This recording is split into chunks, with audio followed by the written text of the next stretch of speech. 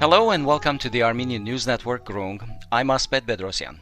First, a reminder for our listeners. Please support our work, subscribe to our channel on YouTube, like our page on Facebook, and follow us on social media, particularly on Twitter. Thank you in advance. We really appreciate your support. It means a lot to us.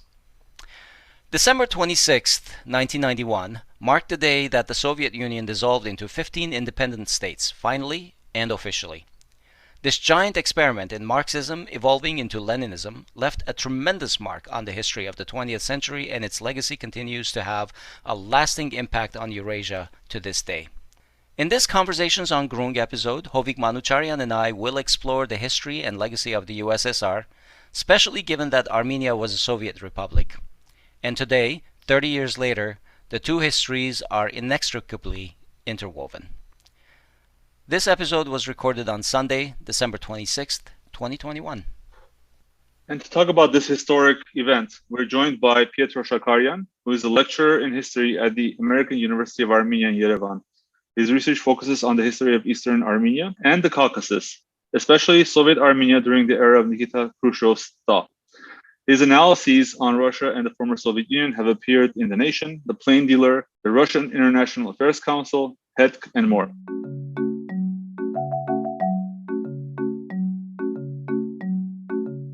Hello, Pietro. It's so good to have you on our show this morning. Hi, Pietro. Hi, Asbed. Hovik, thank you very much for having me. It's a pleasure to be here, as always. Hello. So we're now marking the 30th anniversary of the dissolution of the Soviet Union and the independence of the various former Soviet republics, including Armenia. It's hard to believe that it has been 30 years. It feels like it was just a few years ago, especially for those of us who've been following world politics during that time, watching the Berlin Wall crumble, etc. There are so many politicized perspectives on the way in which the USSR dissolved. But let's get a historian's perspective on this. How did the process actually occur? What were the specifics, and what were the driving forces and personalities behind it? Well, Hovik, first we have to consider that the Soviet Union as a state effectively began its dissolution in Belarus. So this country that now has been at the subject, it's been the focus of all this revolutionary movements, right, recently against Lukashenko. At the time, in December 1991, it was here where the presidents of the Russian Federation, Belarus, and Ukraine met at a hunting lodge in Bielovecha. So basically, the idea of convening this meeting was actually proposed by Stanislav Shishkevich, who was the president of Belarus. And his idea was that he was concerned about shortages going into the winter season. And he felt that if we talk the centrally planned economy, after Gorbachev's reforms, it was uncertain what was going to happen, and he needed to talk to the leaders of Ukraine and Russia to kind of deal with this issue of potential, gas and energy shortage. And so it was here that he was hoping to have a conversation on these more immediate problems.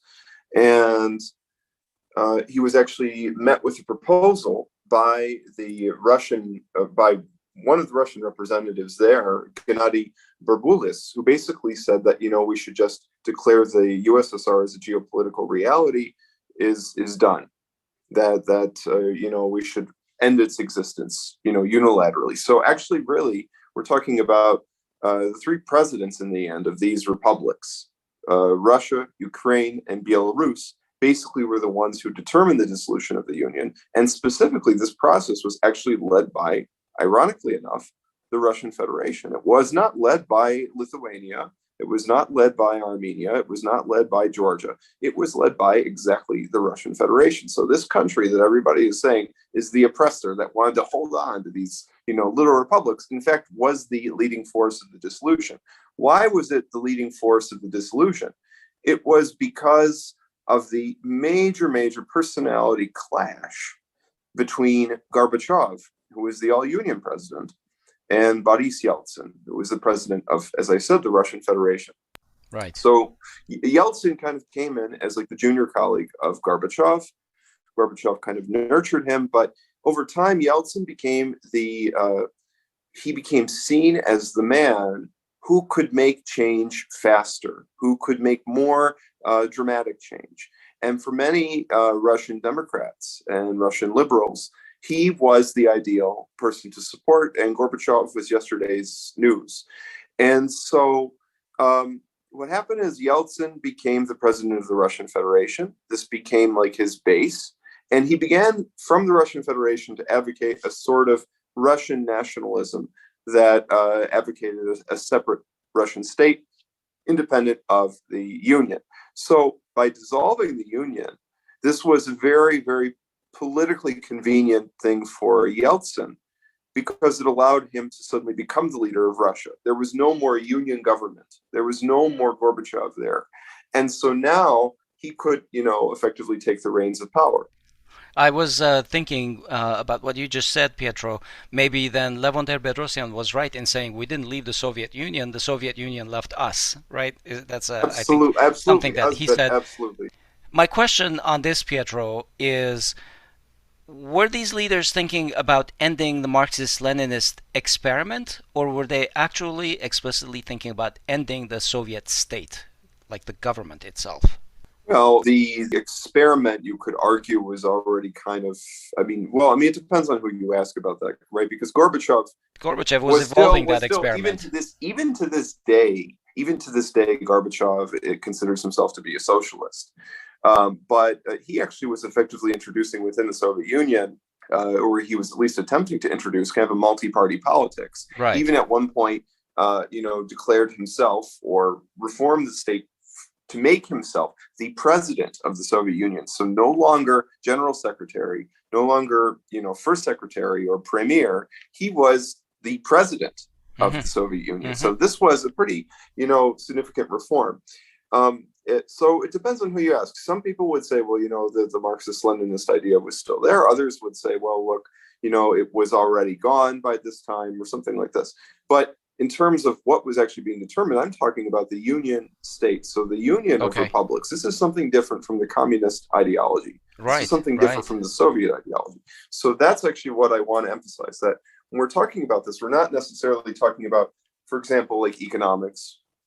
People would say, why did the Soviet Union collapse? So we have used this term collapse and dissolution. We use these terms interchangeably, these sorts of things. But the economic situation did not necessarily mean that the Union of States should dissolve. We're going to talk about this a little bit more in the conversation. But this issue of the Union itself, of how the Union specifically dissolved, this goes back to what was determined at the Belavesia Forest, more so than any kind of independence referendums in Georgia, Ukraine, or the Baltic states, or anything like that. This wasn't like an independent, all of a sudden event that happened, and then all of us, that they decided that there were things that led up to it. And I want to sort of ask how significant were the events that led up to it, essentially. Belavesia was the decisive moment, right? So we're talking about December 8th, 1991, I believe, or actually December 7th, December 8th, 1991. And actually, it was today officially that the USSR would dissolve. Gorbachev went on television, as we know, and he declared that this was the end, of the USSR. But these events of December 1991 were the most decisive, even more so than the independence referenda. So the independence referenda, they fueled the course of developments, but ultimately it was the Belavesia Accords that really kind of put a nail into the coffin, so to speak. So some commentators would say that the dissolution of the USSR was driven by the rise of ethnic nationalism in the various republics, such as Armenia, Georgia, the Baltic states. Some scholars assert that this rise was the inevitable outcome of the Soviet Union's policy on nationalism, specifically the creation of national republics. So we talked a little bit about this a year ago, Pietro, in December 2020, when you talked with us about the place of Anastas Migoyan in the Soviet history and the policy on nationalism. Remember?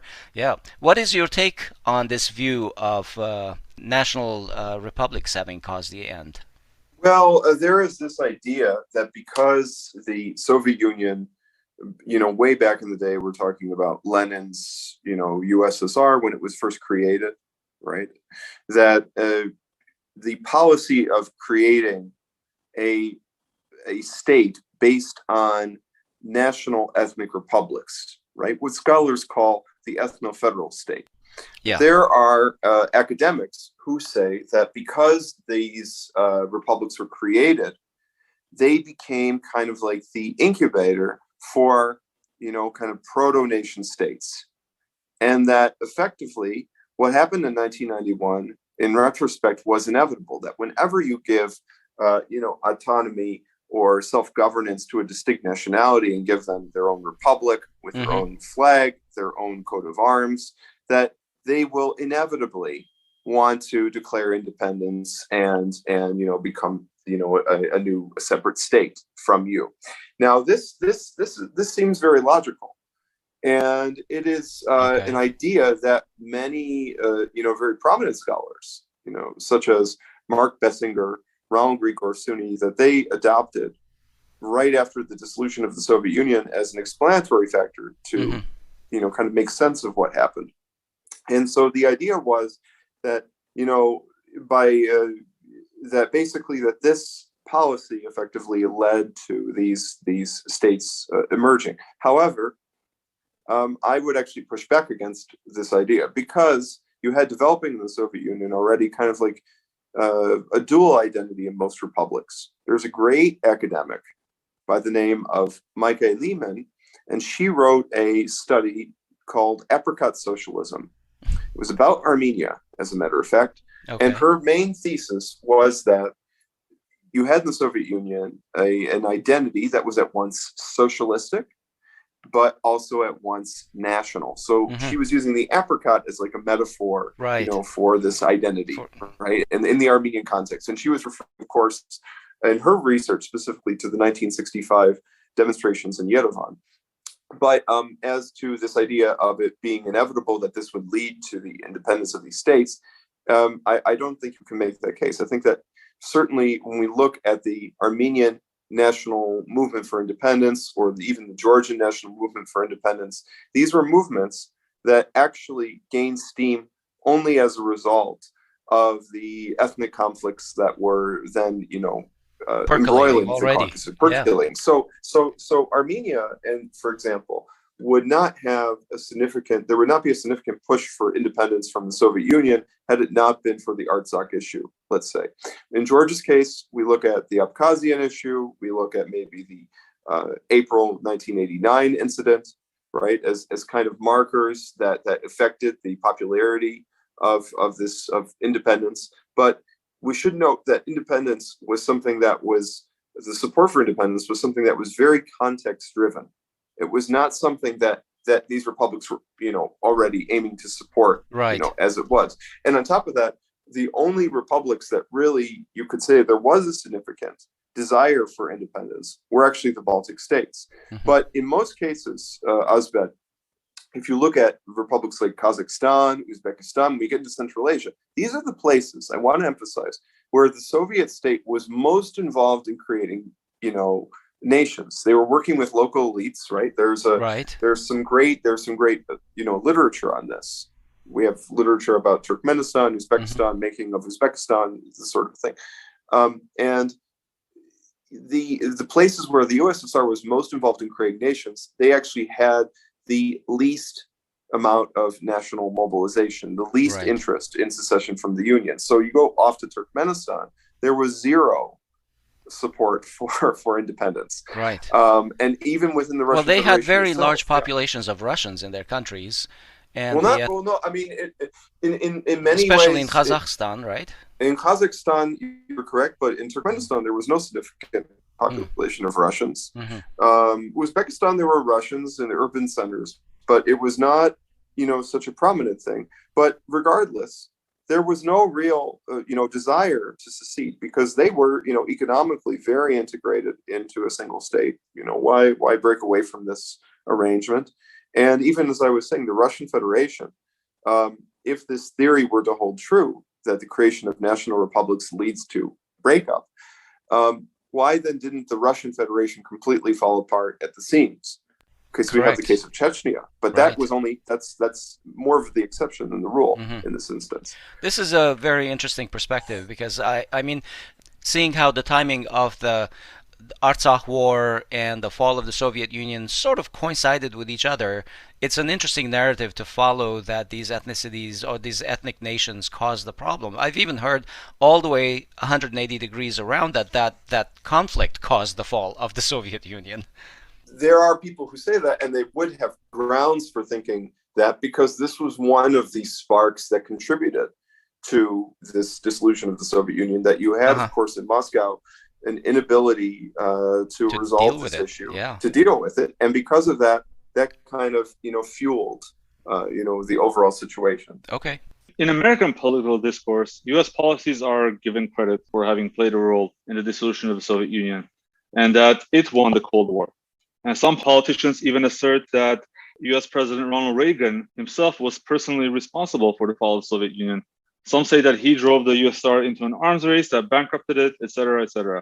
What's your analysis of such a perspective? I think it speaks to the incredible hubris of American elites that they believe that they, played a role in the domestic processes of another state, that they somehow dissolved that state, right? The USSR had many domestic issues of its own that were deeply rooted in its history, right, and also problems politically with the economy, that America did not come in and dissolve the USSR, right? So the narrative is that we destroyed the USSR personally. Sometimes even Ronald Reagan himself destroyed the USSR.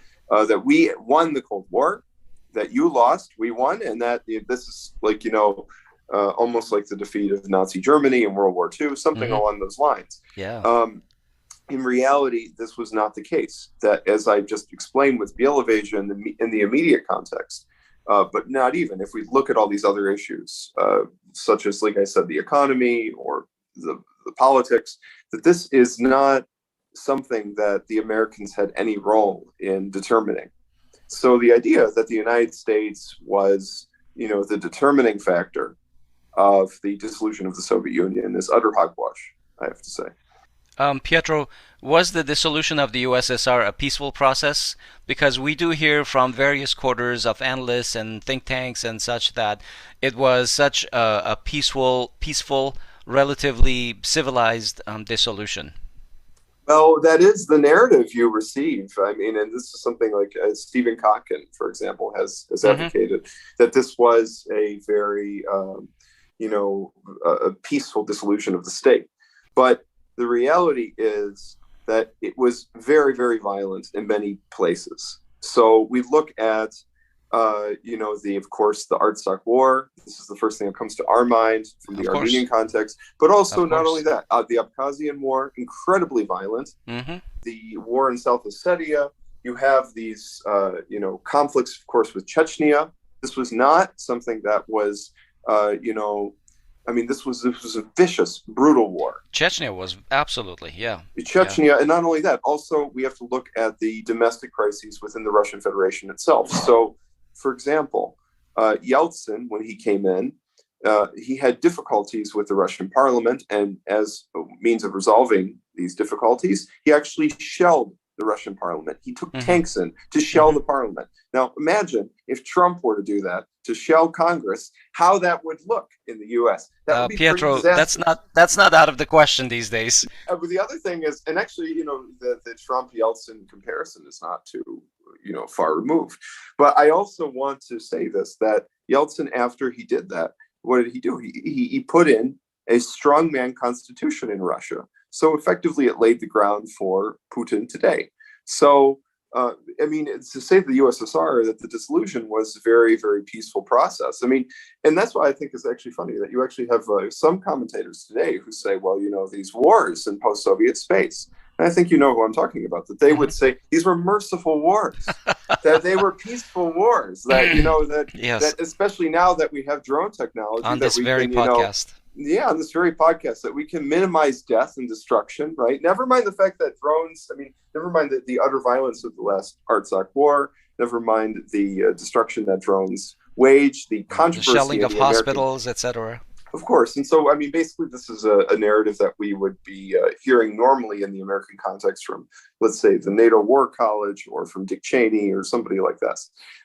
So I think that this idea, and especially now, this time of year, we hear all this wonderful Christmas music, like, war is over if you want it, or someday at Christmas there will be no wars, et cetera, et cetera. That, I mean, this is a time of peace on earth. And this was also the same time that you had this dissolution of the state that resulted in incredible violence. You also have to think something else, that without that reformist center there, without the Moscow able to kind of, control the situation, at least to some degree, you had, a complete unleashing of this ethnic violence. So all of a sudden, when there was no more union state, there was nothing holding, Armenians and Azerbaijanis to completely go at it. Right. There was nothing holding back Georgians and Abkhaz to completely go at it, let's say. Yep. So that's something else. When you lose that union center, you have this, potential for great violence. Okay, so we talked about the process of dissolution. Now let's talk about the outcomes. Pietro, can you talk to us about some of the geopolitical and other impacts of the Soviet dissolution 30 years on? Well, for one thing, one of the major impacts of the dissolution was this transition to market economies in most of these, virtually all of these republics. And this was not a smooth process either. A lot of people think that, well, this is, part of the process of modernization to pull away from the Soviet centrally planned economy. But in fact, it actually created massive misery across the region. And you had in Russia, the shock therapy economic ideology, which was what Yeltsin was pushing with Chubais and Gaidar, that this actually resulted in about, over 70% of Russians falling into poverty. I mean, absolute disaster. But also let's look at how the dissolution of the Union state impacted that. Well, we have to also understand that the Soviet Union as an entity was very interconnected. So let's say you are in Armenia, you are producing a part of a machine, and the Georgian Republic produces another part of that machine. In Krasnodar, they produce another part of that machine, et cetera, et cetera. So everybody is interconnected. The whole economy is interconnected. Suddenly, when you have the dissolution of that economy, when you have the dissolution of the state, then you lose that. And suddenly the factory closes, people lose their livelihoods, right? It's not too different from, we have factories closing, let's say, in the Rust Belt in the United States. It's a similar kind of a process. People lose their livelihoods, and then they fall into kind of like a personal chaos. They had supply chain disruptions 30 years before we did because of COVID. Yeah. Yes, exactly. Supply chain management, exactly. So this supply chain, was completely broken up, and also you had the fact that you had republics already, like Azerbaijan, that had because of the Artsakh situation, put a blockade on Armenia, right? And Turkey joined them in that blockade, but. There was a lot of economic interconnection between Armenia and Azerbaijan before that time. And because there was suddenly this cut of economic ties, that it resulted in incredible disruptions. And that was also compounded by the fact that Armenian activists in the Artsakh movement, let's say, were also advocating for, the closure of the Metsamor nuclear power plant. So this is what sets the stage in the specific Armenian context for the energy crisis of the 1990s. So if you have Metsamor closed and you have these connections severed with Azerbaijan, let's say the connection with Georgia was just barely there. The energy that was being received from Georgia was being attacked by, Azerbaijani saboteurs. But you had, in the end, a situation where Armenia actually was forced to reopen the Metsamor plant because of this situation. So that's just one kind of microcosm. And I remember that too. What is the impact of the dissolution on the democratization of the various states? Because it's been very spotty, right? Some of the Baltics have a very different experience than the Caucasus and the Central Asians. Yes, it's true. And also I would contend that the dissolution of the Union state does not necessarily mean democracy. So what actually happened, I mean, as I just said with Russia, that Yeltsin is shelling the parliament. He puts in a strongman constitution. That's not really democratic. Also, if you were the Union center, you could, discipline maybe authoritarian behavior that would be in Uzbekistan or in Turkmenistan or some of these Central Asian states. So as a result of the fall of the Union, you suddenly had the emergence of these kind of authoritarian, even totalitarian dictators in places like Turkmenistan. You had Niyazov in Turkmenistan, you had Karimov in Uzbekistan. And so the loss of that reformist center meant the loss of democracy in many places of the Union. Even the Baltic states. The Baltic states has their, pathway toward the EU and NATO hasn't been a success. I mean, we have incredible demographic problems in the Baltic states where people have left en masse. In Russia, we know about the major demographic problems. We know about, of course, the alcoholism, the decline of the standard of living, the decline of the lifespan of the average male. This was a social catastrophe for the Russians, and in fact, they're still living with the consequences of that today. Because even given the best efforts of the Russian government to increase the population still declined most recently because, that generation from the 1990s, there was so few, there were so few people born during that time because it was such a chaotic time that this has had an impact on the demographics as we know it today. So I think that when we talk about this idea of democracy, we should not associate first of all, the dissolution of the state, the dissolution of the union with democratization. But also, I also don't think that, shock therapy privatization, this total capitalism, means democracy either. So if you want real democracy, you have to have some social justice. You have to have some kind of a social state. Like even you look at Western Europe or Scandinavia, there's a social welfare state there, right? In this case, the dissolution of that, the destruction of that, and the introduction of this like completely wild market economy in the case of Russia, in the case of actually most of these republics. Correct. This is not democratic. Moving on then, in what ways does the Soviet legacy continue to persist in the former Soviet space, despite the fact that we now have 15 very different independent states? And how is the Soviet past remembered in these republics? I think that this is a very interesting question that I'm going to kind of summarize now because we can talk all day about this kind of memory politics in the post-Soviet space. I think that it depends on who you ask. I think it's a very complicated memory. I think that certain political figures, incite controversy, like Stalin, let's say. So Stalin still is a bone of contention in post-Soviet societies, even in Georgia. With its declared path toward NATO and the EU, Stalin still is revered by about 45% of the population there. In Russia, too, many people really adore Stalin. And part of this is because of you have to understand the social circumstances. I mean, the loss of the welfare state, the incredible upheavals, the perceived weakening of the state, that this is also an expression that we want a stronger state, we want some kind of a stability, that kind of a thing. And so they express it in this kind of weird way through this kind of adoration, let's say, of Stalin. But it's not only Stalin. I mean, you have other figures as well, too. Of course, Lenin was the subject of much, frustration, let's say, in Ukraine, when the Ukrainians were tearing down Lenin's statue, right? Even though, Lenin arguably had done a lot for Ukraine, they tore down his statue throughout the country as part of this kind of nationalistic Maidan fervor. And also even in the Armenian case, again, we talk about Mikoyan, right? So it's a complicated past that that people in the post-Soviet space have still not fully come to terms with. And on top of that, I think that there has also been an effort to kind of replace, because when you've lost that kind of Soviet socialist ideology, you've lost that narrative of the Soviet socialist state, you need to replace it with something else. So now people in the post-Soviet space and in these post-Soviet governments, they're reaching for kind of national, how do I say this, like national figures or national ideologies that can replace this.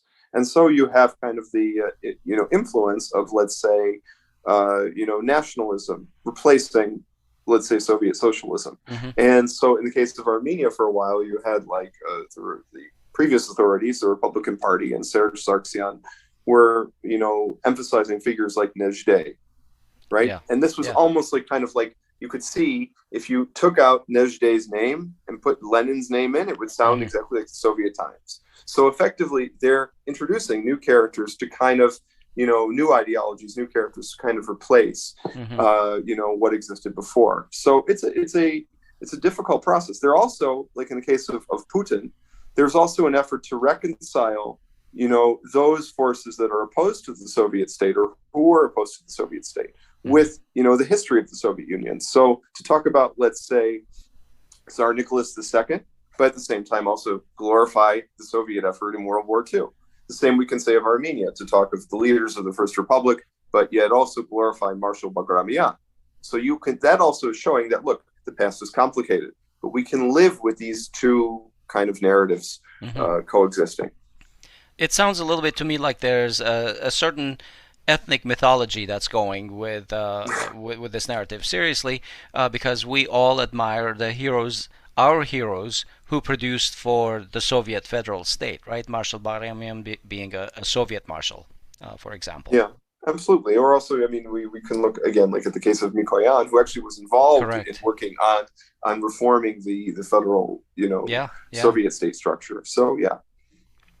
10 years ago, the narrative was about, commentators were about phrases like the former Soviet Union or the post-Soviet space or the near abroad as no longer being relevant terms to use anymore.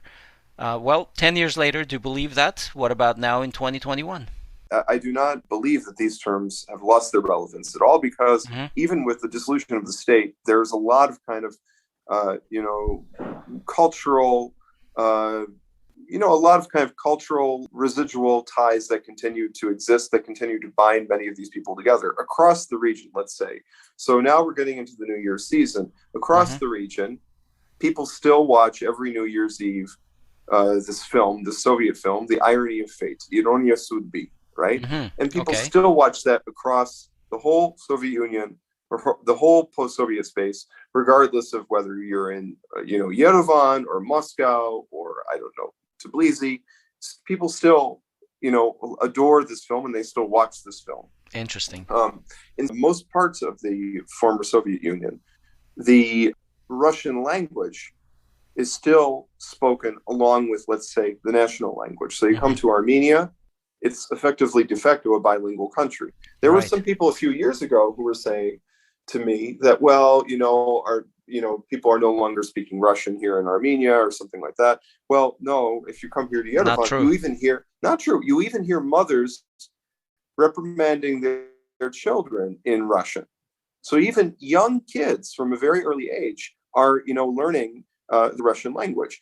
In cases like Georgia, you have, I would say the majority of the population still has a command of Russian, but more younger kind of liberal minded elites, even though they know it, would not want to speak it, because it's like because they don't want anything to do with Russia, the occupant Russia, and so on and so forth. But the reality is that most people in Georgia even understand, the Russian language.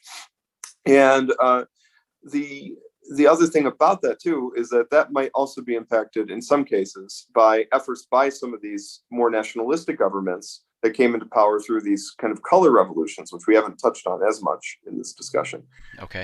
That, for example, in Georgia, you have Saakashvili and his effort to limit the speaking of Russian. That has also had an impact. So that if there is some limitations in the ways Georgians speak Russian, it also goes back to what maybe these more nationalistic governments would want to push on the population. In Azerbaijan, actually, the Russian speaking there has actually declined quite significantly. And there has been a effort recently by parents to have their kids speak more Russian because it's seen as, again, still, even to this day, as a means for mobility. So in most places, though, overall, if you go throughout the region, if you're in Uzbekistan, if you're in I don't know, certainly Belarus, because this is very Russian speaking. The Russian is still widely spoken. Even in Ukraine, there are some people who say Ukraine will no longer speak Russian because of this whole issue between Russia and Ukraine. This is another impact, by the way, of the Soviet dissolution, one of these wars I didn't really touch on, this issue of the violence with Donbass. Also, the other thing I would mention too about, the geopolitical realities with the United States, but we'll save that for later. But even in Ukraine, I cannot imagine a future where Kharkiv or Odessa or some of these cities in the south and the east of Ukraine, which are all Russian speaking, that they would stop speaking Russision. Because if they stopped speaking Russian, what would they speak? What would they speak? I mean, Absolutely. Yeah, I mean, they would attempt to learn Ukrainian, but the reality is that would take like a century. That would take centuries. I mean, that would take a long period of time for the population really to get immersed in the Ukrainian language. So Armenian. Russian sounds good. Yeah, Armenian sounds good. I mean, the reality is the Russian language and cultural influence is here to stay. Let's talk about whether it was inevitable. Could the Soviet Union have been saved? And if not, were there alternatives to the way it dissolved into history? And also, while you talk about that, talk a little bit about the role of individual leaders and how critical that was in setting the wheels in motion for the breakup, for events essentially during the breakup and post-breakup. Well, first, Hovik, I think these questions are actually interrelated. So in history, nothing is truly inevitable.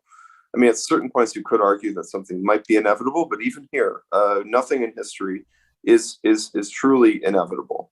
You have some scholars who would argue otherwise, but I'm not into that, kind of discourse. I think that there were definitely alternatives, and there could have been, different outcomes of this scenario. The Union state could have still persisted, regardless of everything, and even regardless of the economic issues that the Soviet Union was experiencing. The Union state could have still persisted. It might have been actually better for the population overall, and people might not have suffered as much over these past 30 years as they have.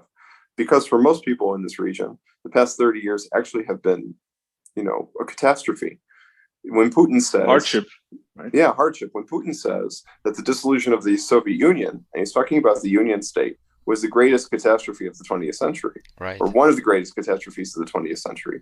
I mean, he's not exaggerating. He's speaking for millions of people across this region. And so I think that if Gorbachev's new Union Treaty had been realized, had the timing been right, we could be talking about a completely different history.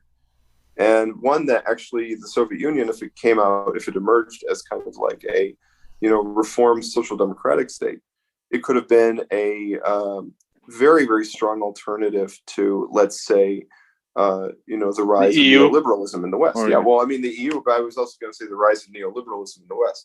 But also, in terms of the influence of individual figures, that matters a lot too. So, Gorbachev, in this decision, a lot of people would accuse him of being indecisive, weak, that he was not, that he did not make the right moves at the right time, right? So a lot of people would blame him. Yeltsin, of course, politically took advantage of the whole situation to make himself, the leader of the USSR. But also, a lot also depends, like I was going to mention earlier, about the geopolitical dynamics. We've talked about this earlier. These leaders trusting Washington in these discussions about the end of the Cold War. So, for instance, Gorbachev and the NATO expansion issue, that a lot of people in Russia blame Gorbachev for being very naive in his dealing with the Americans. That when Baker told him, not once, but 3 times, that NATO should not expand 1 inch east, that Gorbachev should have gotten that in writing. He didn't get it in writing. And so this was another impact. If we talk about impacts, that NATO expanded all the way up to Russia's borders. It even included 3 former Soviet republics in the Baltic states. And it has its eyes set on Ukraine and Georgia. Do you think that Gorbachev could have gotten that in writing, Pietro?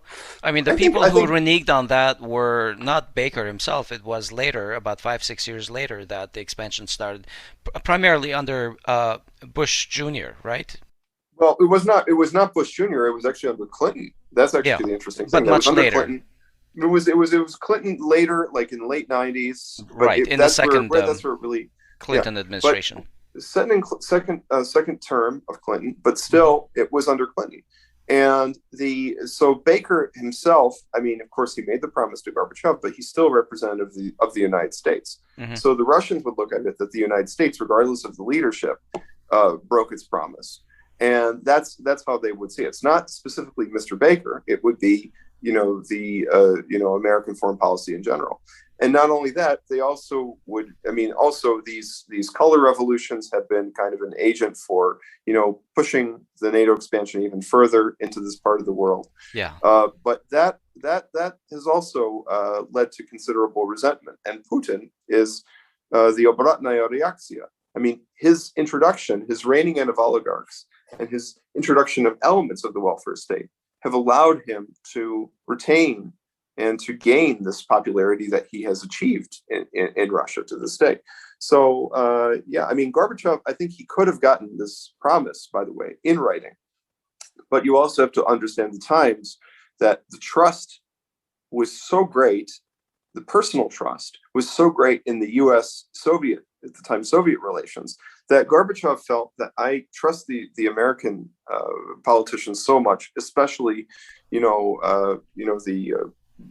especially Bush Sr., officials from the Reagan administration, that he developed a Right. personal trust with them. Yeah. That he thought, if I make a promise, they'll keep it. Yeah. They'll be at their word. But he didn't realize the impact that this would have. And so many people, in addition to blaming Gorbachev for his indecision, also blame him for his policies. They would blame him for, or policy mistakes, I should say. They would blame him for accepting the American promises at face value. Are there parallels to those kinds of relationships and trusts that you were just talking about, either within the Soviet space, the former Soviet space, or worldwide between, let's say, Putin and other Soviet leaders and the rest of the West? What do you mean specifically about that? Like relationships between either two post-Soviet leaders or relationships between a post-Soviet leader and a Western leader that has the potential to reshape the coming 10 years or 20 years or 30 years? I would say absolutely. I would say that if we're talking, for example, about, especially Pashinyan and how he's dealing with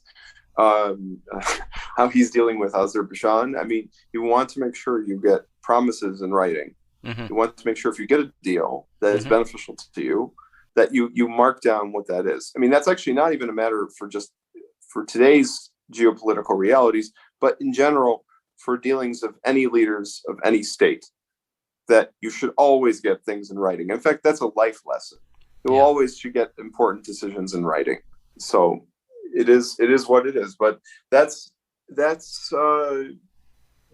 was actually one of what many Russians hold Gorbachev responsible for. And one of the things that many Russians would hold Gorbachev responsible for, that, he did not get that NATO promise in writing. That was his big faux pas, so to speak. And to this day, by the way, he's I mean, if you were to talk to Gorbachev today, you would talk about that issue, and he would, be very critical of American actions since that promise was advanced 3 times, by the way. Right. It's amazing that for a country as large as Russia, such critical decisions were still made by one person, which I think is relevant to our discussions today on Armenia as well. When people ask whether a single person could have messed up so badly, I guess the answer is yes.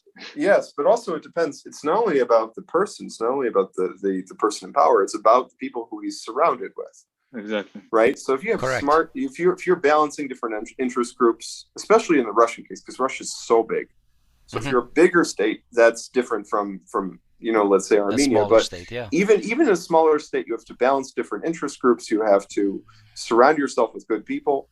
And when you talk about Pashinyan, in addition to the personal decisions that he has made that have been very catastrophic, the people he surrounded him with are not very good, to put it frank. Right. I mean, Yeah. they're not very clever. But Okay. in the case of Russia, or in the case of Gorbachev, in the case of Putin, Putin today in Russia is the decider. He has to decide between different interest groups. Right. And of course, these are different interest groups that have developed as a result of the events of the dissolution of the Soviet Union. Mm-hmm. But he has to balance between, let's say, liberals, conservatives, oligarchs, all these different groups. And so that also, or the military, Shoigu, let's say. So he has to kind of, for any Russian leader, they cannot just, make a single decision on a whim. Now, maybe you could say that might have been true of Stalin, but even there, Stalin had to defer to some extent to, people around him. Like in World War II, he had to defer to Zhukov because he was losing so badly early in the war. All right. Well, let's leave it here for today. Thank you, Pietro. Thank you very much, very Hovik. interesting. That was a very enlightening historical perspective. Thank you, Pietro. Thank you, Asbed. And it's a pleasure to be on here as always.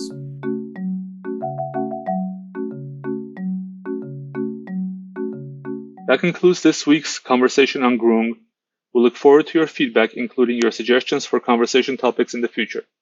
Contact us on our website at grung.org, that's GROONG, or on our Facebook page, ANN-Grung, or in our Facebook group, Grung-Armenian News Network.